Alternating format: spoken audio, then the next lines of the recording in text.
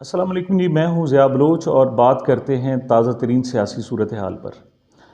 कहते हैं कि मोहब्बत और जंग में सब कुछ जायज़ होता है और इस वक्त जंग में वो हथियार इस्तेमाल किए जा रहे हैं जिनका तसव्वुर भी नहीं किया जा सकता था।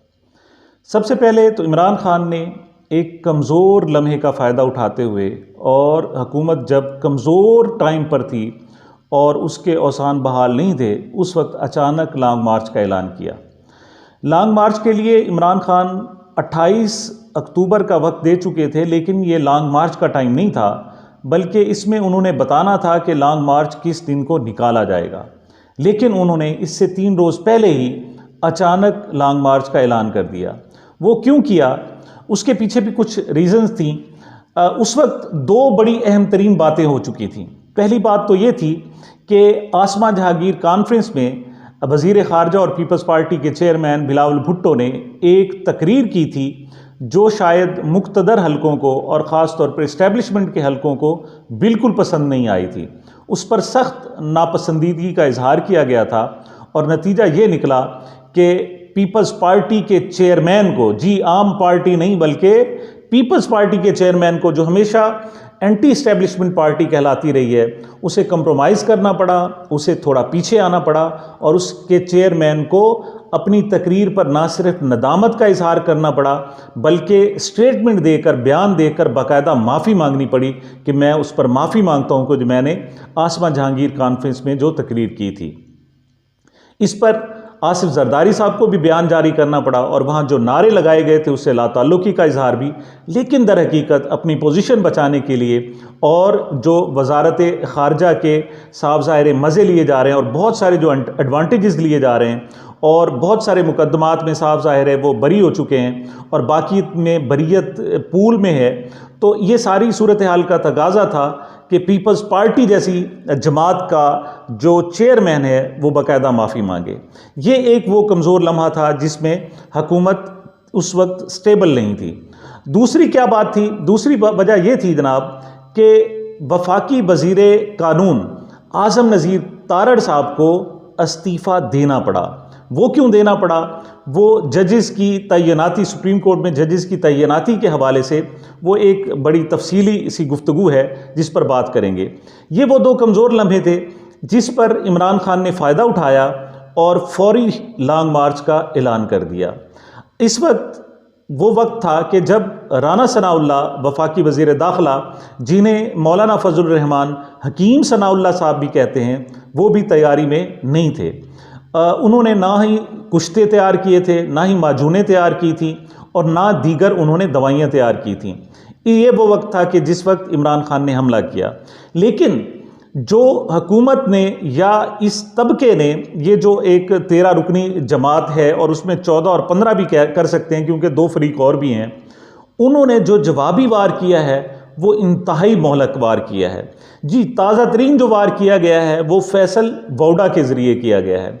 एक बात मैं बता दूं कि पीपल्स पार्टी तहरीक इंसाफ में 4 लोग ऐसे थे जो दौलतमंद तसव्वुर होते हैं, जिनके बारे में कहा जाता है कि वो इमरान खान की ATMs हैं और कहा गया कि अब तक जो शायद तहरीक इंसाफ चल रही थी तो इन 4 अफराद की दौलत से चल रही थी। उनमें कौन कौन है?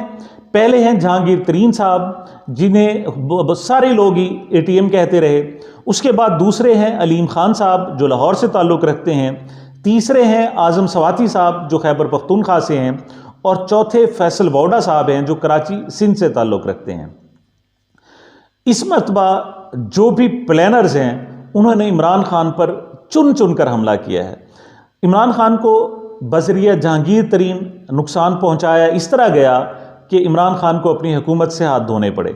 उसके बाद अलीम खान के ज़रिए जब नुकसान पहुंचाया गया तो पंजाब हुकूमत से इमरान खान को हाथ धोने पड़े।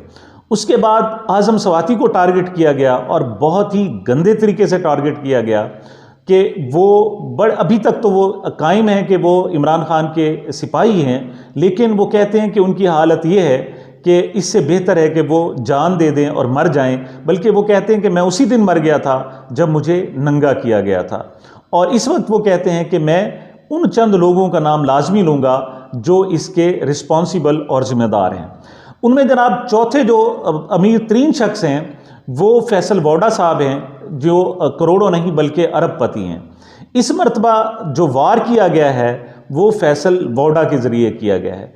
पहली बात तो ये है कि फैसल वाडा को जावेद हाशमी बनाया गया है। याद होगा कि आपको जब गुज़श्ता लॉन्ग मार्च में पीटीआई ने लॉन्ग मार्च अपने फुल स्विंग पर था तो उस वक्त जावेद हाशमी साहब के ज़रिए एक निफाक पैदा करने की कोशिश की गई, पार्टी को तोड़ने की कोशिश की गई और इमरान खान के ख़िलाफ़ जावेद हाशमी के एक नैरेटिव को सामने ले आया गया। अब भी जबकि लॉन्ग मार्च तैयारी के मराहिल में है और तकरीबन ऑन फुल स्विंग है, उस वक्त फैसल वाडा को लॉन्च किया गया है और इस बात में अब मेरे ख्याल में कोई बहस है ही नहीं कि फैसल वाडा को लॉन्च किया गया है। और जो लोग ये भी कह रहे हैं कि फैसल वाडा की बात उन्हें समझ नहीं आ रही, तो वो भी मैं समझता हूँ कि इंसाफ नहीं कर रहे। हालांकि जो फैसल वाडा जो हमला कर चुके हैं वो इंतहाई कारी है। मैं आज आपको बताऊंगा कि वो उन्होंने किस तरीके से हमला किया है।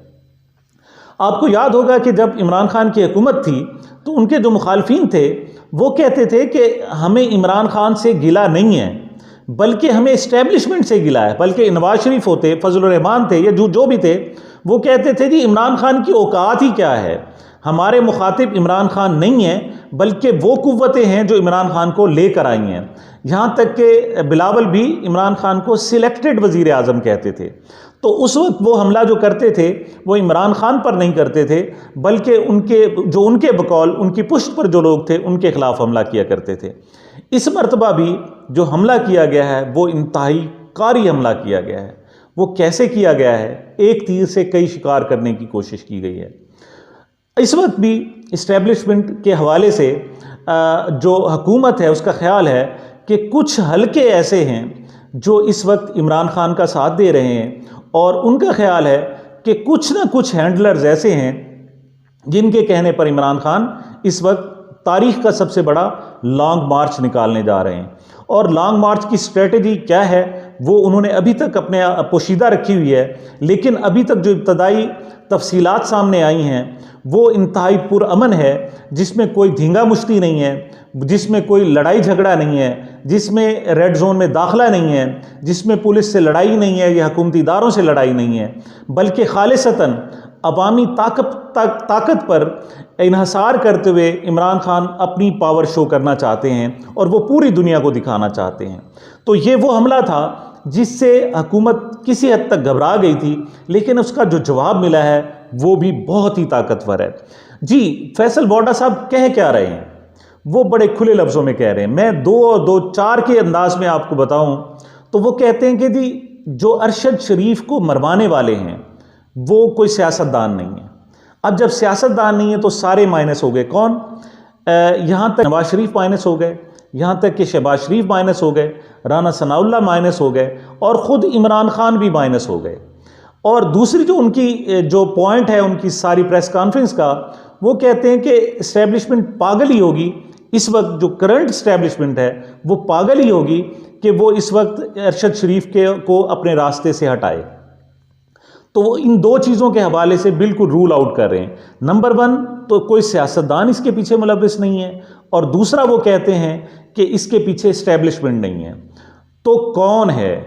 जी वो साफ ज़ाहिर कह रहे हैं कि इस्टेब्लिशमेंट है लेकिन मौजूदा नहीं है बल्कि माजी की इस्टेब्लिशमेंट है। और माजी की इस्टेब्लिशमेंट कौन सी है वो आप खुद तसव्वुर कर सकते हैं। उस हवाले से बहुत सारे नाम भी लिए जा सकते हैं। 2014 में जो DGIS आए थे उनके हवाले से भी कहा जाता है कि वो उस वक्त धरने की पुष्ट पर थे।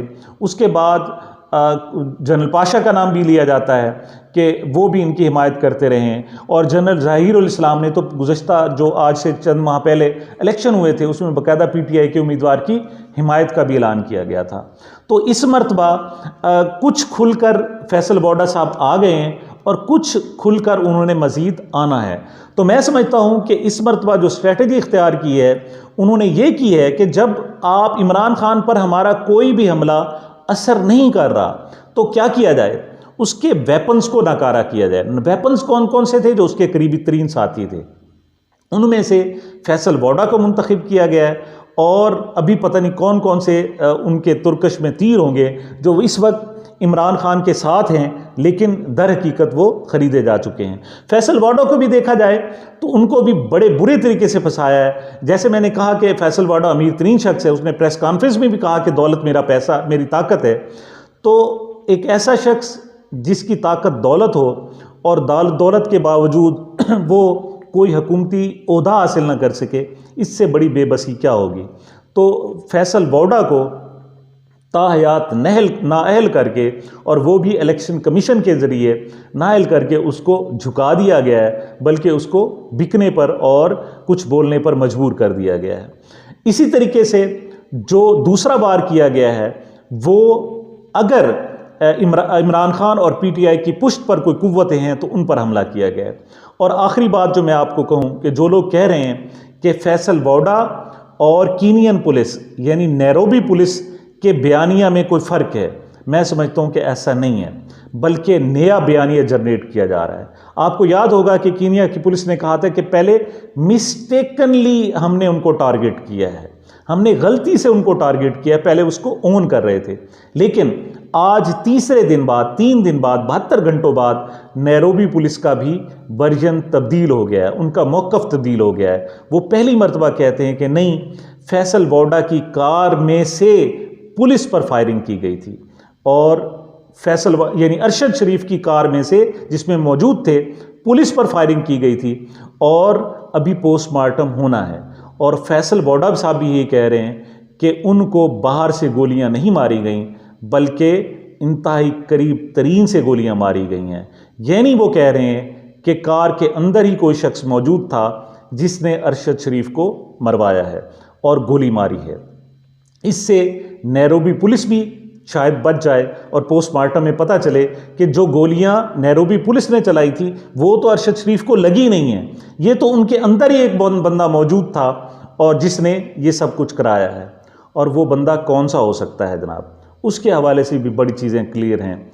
ARY के सलमान इकबाल पर जनाब इस वक्त हमला किया जा रहा है और उसको टारगेट किया जा रहा है, और सोने के ताजर के तौर पर उसको लिया जा रहा है नाम सामने। और ये भी कहा जा रहा है कि दुबई से उन्हें जो नैरोबी ले गया और कीनिया ले गए और जिन्होंने उन्हें वहाँ एक फार्म हाउस में सहूलत फराहम की, वो भी सलमान इकबाल थे, ARY के मालिक थे। तो इस एक तीर से कई शिकार कर लिए जाएं और हो सकता है इमरान खान को गिरफ्तार भी कर लिया जाए। लेकिन मैं इतना लाज़मी समझता हूँ कि इमरान खान पर यह पहला हमला नहीं है, उससे पहले बहुत सारे हमले किए गए। उस पर गुलालई के ज़रिए हमला किया गया, उस पर उसी की बीवी रेहाम खान के ज़रिए हमला किया गया, उस पर उसी के ज़रिए दोस्तों के ज़रिए हमला किया गया। लेकिन उसे कौन चखे जिसे अल्लाह रखे। देखते हैं कि इमरान खान इस मोहलक हमले से कैसे सरवाइव करते हैं। मिलते हैं अगले व्लॉग में। मुझे अपनी दुआओं में याद रखिएगा, मेरे इस चैनल को भी याद रखिएगा। अल्लाह हाफिज़।